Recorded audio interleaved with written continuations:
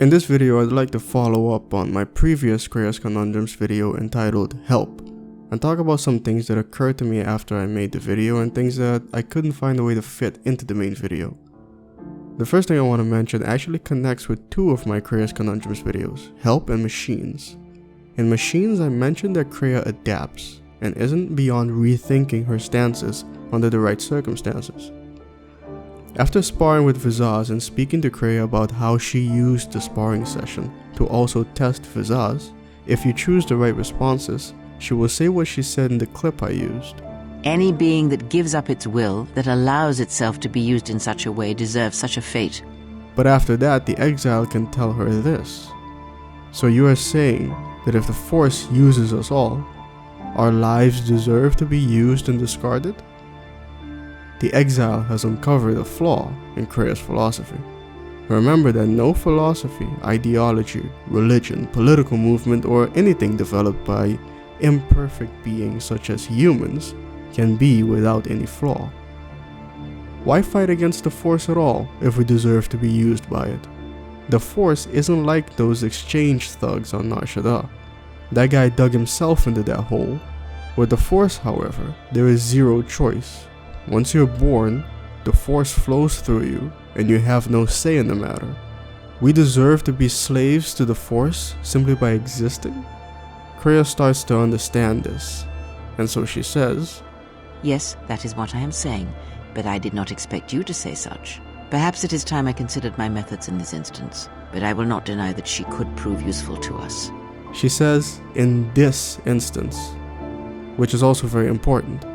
In almost all things, context matters. People make rules, but there can always be exceptions. Being 100% rigid and unable to take situations into regard is a limitation. So Kreia somewhat admits that the exile is right. She's also right that even though it would make them just as bad as the Force, using the Miraluka in order to achieve their goals would still be worthwhile. You take things as they come. Sometimes fighting fire with fire can be part of an effective strategy. Sometimes things really are black and white. I know that it's easier to place things, people, situations, or what have you into boxes. It is easier to live your life according to a flowchart. But even though we have similarities, since we were the ones who built them, we are not machines, and like I said in Charity, as human beings, we have the ability to think on a case-by-case basis, so we should try our best to do that. Speaking of slavery and context, I remember hearing a story come out of the United States about a teacher who assigned homework that tasked his students with listing the positives and negatives of slavery. People were understandably outraged.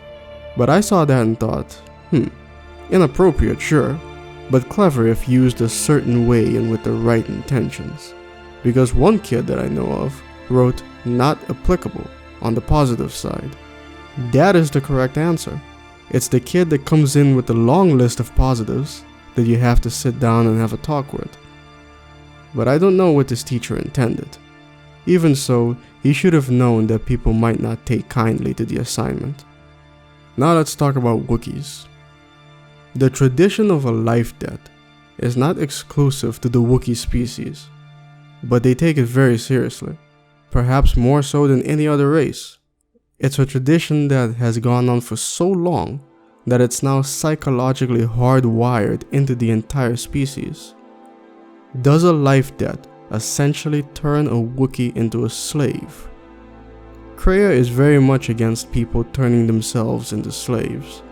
Wookiees established this social institution willingly. All you have to do is save one's life, and they belong to you.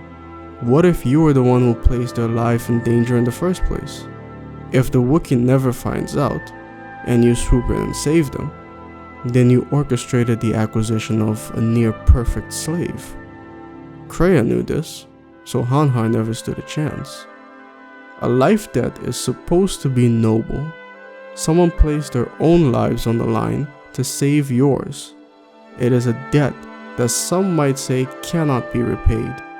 But much like everything else with noble origins, it can be perverted and abused.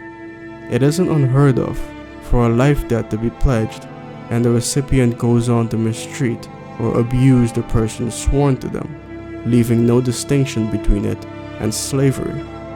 Hanhar doesn't disagree with slavery, but he doesn't want to be a slave himself. Much like Kreia, he refuses to give up his will. But much like the Force, the life debt that's built into him makes it so he has no choice. Kreia wants to kill the Force. Hanhar wants to kill the life debt. But again, like the Force, it is intangible. The best he can do is kill the person he has the life debt to instead, cutting off the life debt. I think it's curious what Hanhar tells Mira on Malachor. He tells her that Kreia shows her no mercy, and that is a good thing. That's the way it should be. It's like he's questioning what is wrong with Mira. I'm trying to kill you over here, and you continue to let me live.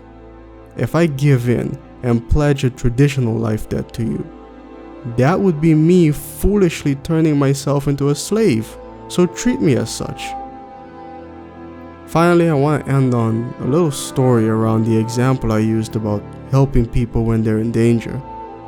I said that if someone fell into a pool and they couldn't swim, but you could, you jump in and help them, right? I remember when I was learning how to swim, there was this teacher I had, Mr. Steve. Not the nicest gentleman in the world, but I guess that was his style of teaching. So one day I see him with a little girl. She was standing on, it was like a small diving platform at the deep end, and he was telling her to jump in. The girl wouldn't jump. So he did this thing where he would count down, but not from 3, but from 4. By the time he gets to 0, you had better jump in, or else what? Well, that day I found out. He reached 0. The girl still wouldn't jump in. He didn't notice me, but I saw Mr. Steve look around to see if anybody was watching him. I imagine someone higher up must have told him something about how he needs to stop doing this. But he scanned the area, and in she went. Turns out all she needed was a little push.